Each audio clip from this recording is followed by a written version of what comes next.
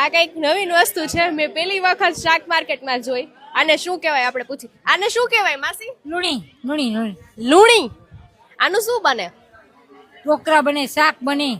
આનું શાક કેવી રીતે? આને સુધારવાની હોય?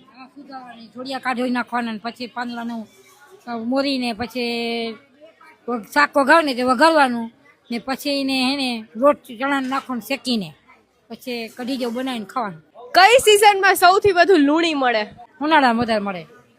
શું ભાવ હોય? 40 ની કિલો. 40 ની કિલો. તમે ક્યાંથી લઈ આવો લૂણી? અમારી વાડીમાંથી બકાલા ભેગી જ થાય.